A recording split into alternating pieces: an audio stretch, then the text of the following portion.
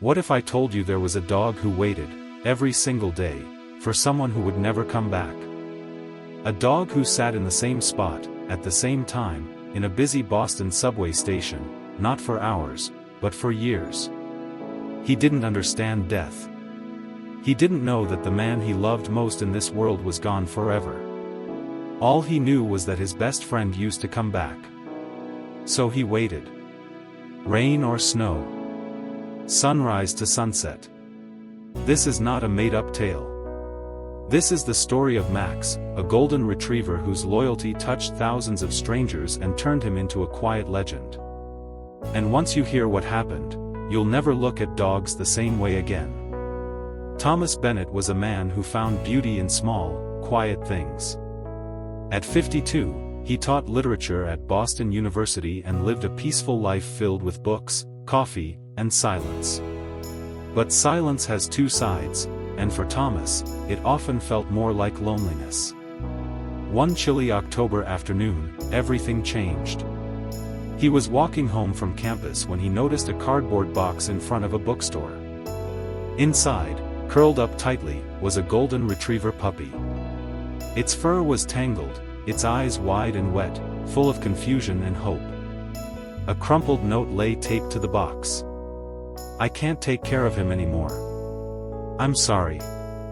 Thomas knelt down, looking the puppy in the eyes. "Looks like it's just you and me now," he whispered.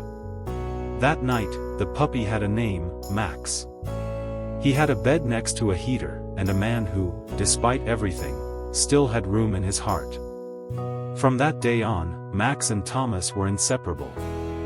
Every morning, Thomas walked Max to the Harvard Square subway station.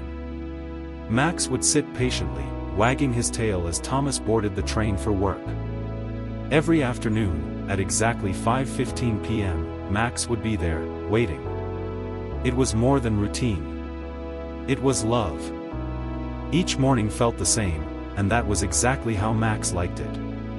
The walk to Harvard Square was filled with simple joys, leaves crunching under his paws, the smell of roasted coffee from the corner shop, and Thomas's calm voice humming an old jazz tune. People along the route started recognizing the pair. The barista would wave. The newspaper man would toss a wink. Max always walked slightly ahead, proud and alert, as if guiding a king. At the station entrance, Thomas would kneel beside Max. "Be good, buddy. I'll see you soon." Max would lick his hand, then watch the train swallow him away. And then came the wait. Max always picked the same spot, a worn wooden bench under the station's old clock. He'd sit there, tail curled around his body, eyes fixed on the platform. At exactly 5:15 p.m., Max's ears would perk up. His tail would thump the bench. Thomas would step off the train, briefcase in hand, and greet Max like they'd been apart for weeks. Every single day. Rain, snow, sun, it didn't matter. This little ritual became a quiet wonder to strangers. A few even started calling him the waiting dog. But to Max, it wasn't loyalty. It wasn't even patience. It was just love. And love didn't need a reason. It was a Monday. The kind of gray, sleepy morning that feels heavier than it should. Thomas tied his scarf, sipped his coffee, and smiled at Max, who was already waiting by the door with his leash in his mouth. Their walk to Harvard Square felt just like any other, maybe a little colder, a little quieter, but nothing unusual. Thomas patted Max's head and whispered, "Same time as always, okay?" Max licked his hand, wagged his tail, and took his usual place by the bench. But Thomas never came back. At 5:15 p.m., Max sat up straight, his ears twitching at the sound of the incoming train. He waited, tail thumping with hope. 5:16. 5:20. 5:30. Passengers came and went. Faces blurred past him. But Thomas wasn't there. Max waited until the last train came and left. The clock ticked past 10 p.m. A security guard finally approached. "Hey, pup. You lost?" Max didn't move. He just lay down beside the bench and stared at the platform. What Max didn't know, what he could never understand, was that Thomas had collapsed at the university that morning. A sudden heart attack.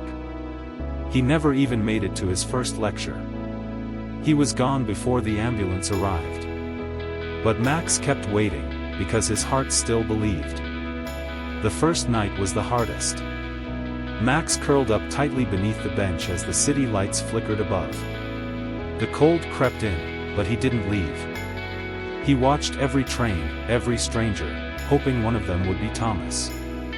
His tail would twitch, then fall still again. The morning came with harsh winds and icy sidewalks.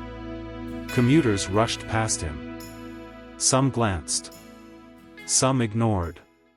One woman stopped, confused. "Didn't I see you here yesterday?" She reached out to pet him, but Max didn't react. His eyes stayed locked on the tracks. The station staff noticed too. "Poor thing," one man said. "He's been here all night." They tried to coax him away with treats. Max sniffed, but refused to move far. He'd only walk a few steps, then return to his bench. That bench was home now.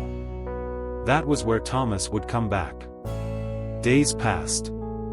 One local cafe owner, Maria, began leaving out a bowl of water and some scraps of food. She even brought an old blanket. "He's waiting for someone," she told a customer. "You can see it in his eyes." Max slept there every night.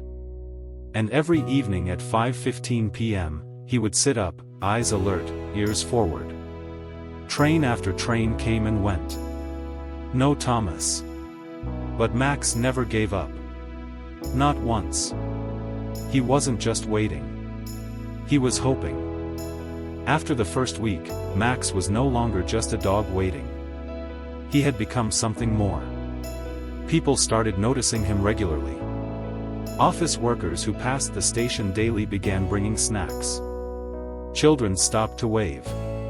A retired veteran named George, who took the 5:10 p.m. train every evening, made it a ritual to sit beside Max for a few minutes and talk. "Still waiting, boy," he'd say gently. He must have been someone really special. Maria, the cafe owner, added a hand-painted sign next to Max's bench. "Be kind. He's waiting for someone." Tourists started snapping photos. Someone posted about Max on social media. The post read, "There's a golden retriever in Harvard Square who waits at the same bench every day at 5:15 p.m. No owner. No leash. Just waiting." It went viral. Soon, the local news picked up the story. Reporters came to film Max's quiet vigil. The headline read, "Loyal dog waits for owner every day at Boston Station." But Max didn't care about cameras. He didn't know he was becoming a symbol. All he wanted was to see Thomas walk off the train with that soft smile and briefcase in hand. Every sound, every footstep, made Max lift his head with hope. And every day, he lay it back down again, disappointed, but never defeated. Because some hearts don't forget. And Max's heart remembered everything. As autumn turned to winter, Max remained a fixture at Harvard Square Station. Snow began to fall gently on the city, blanketing the streets, the rooftops, and Max's favorite bench. Still, he waited. Some days were harder than others. His fur grew matted from the cold, and his paws stiffened in the freezing wind. But when 5:15 p.m. came, Max always sat up tall, ears perked, eyes full of belief. The city tried to help. A local shelter offered to take him in, but Max refused to leave. Anytime someone led him away, he'd escape and return to the station. It was the only place where Thomas might come back. Max would sometimes close his eyes and drift into short dreams, dreams filled with the sound of Thomas's voice. "Come on, buddy. Let's go home." He'd wake up quickly, tail wagging, looking around with hope. But Thomas was only in the memories now, the scent on the scarf Max kept near, the voice in the wind, the feeling in his heart. Maria came every evening, now with a thermos of warm broth and soft words. "Still hoping, sweet boy," she whispered. "You're stronger than any of us." Max rested his head on her knee, but kept one eye on the platform. Because when you truly love someone, you don't count the days. You just keep waiting, no matter how long it takes. Max's story began to touch more hearts across Boston. Every day, strangers would stop by the station, some just to see the dog who waited. Local businesses put up flyers, sharing his story and asking for help. Volunteers gathered to care for Max, ensuring he had fresh food, water, and a warm place to rest during harsh weather. A group of commuters started a fund to build a small shelter near his bench, a safe haven from rain and snow. Maria, the cafe owner, made Max a little collar with a tag that read, "Max, the loyal heart." Max became more than just a dog. He was a symbol of hope and loyalty, reminding the city of the simple, pure love animals can give. One evening, George, the retired veteran, brought his guitar and softly played a tune as Max sat nearby, tail wagging to the melody. Others joined in, humming, creating a quiet vigil for the dog who never gave up. Despite all the attention, Max stayed humble. He never sought the spotlight, he just waited. Not because he knew he was famous, but because he believed in a promise only a dog's heart can understand. Every day, as the trains came and went, Max kept his vigil. Waiting not just for a man, but for a friendship that death couldn't erase. As news of Max spread beyond Boston, letters and messages poured in from all over the country. People wrote to share their own stories of loyalty, loss, and hope.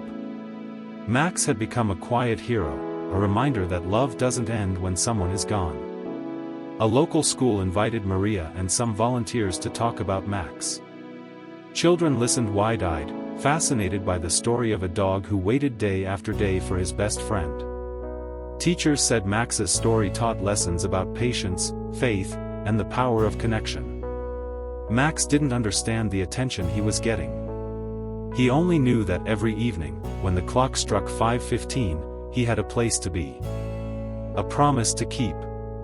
Despite the cold winters, the crowds, and the changing seasons, Max stayed true to his routine. His heart was unwavering. One evening, a young journalist asked Maria, "Why do you think Max waits so faithfully?" Maria smiled softly. "Because love, real love, never forgets. And sometimes, it never lets go." The city had given Max a name and a story. But for Max, it was simply about hope, the hope that one day, Thomas would come back. Years passed, and Max grew older. His golden fur dulled, and his steps slowed, but his spirit never wavered. Every day, rain or shine, Max was at his bench by 5:15 p.m. sharp, eyes scanning the platform for Thomas. The city had embraced him as one of its own. Commuters greeted him with pats and kind words. Local businesses displayed photos of Max, and people often stopped just to share a quiet moment with him. Maria, now a close friend, ensured Max had the best care possible. The shelter near the station was upgraded with cozy bedding and a small heater for cold nights. Volunteers checked on him daily, making sure he was never alone for long. Though Max could no longer chase after squirrels or play like he used to, he still held on to his routine with unwavering loyalty. His hope was quiet but fierce, a testament to a bond that even time could not break. One cold winter evening, as the sun dipped below the horizon, Max rested his head on Maria's lap. The city buzzed around them, but in that moment, there was only peace. Max's story was no longer just about waiting. It was about love, pure, endless, and eternal. Max's story didn't end at the station. When his health finally began to fail, Maria and the volunteers made sure he was comfortable and surrounded by love.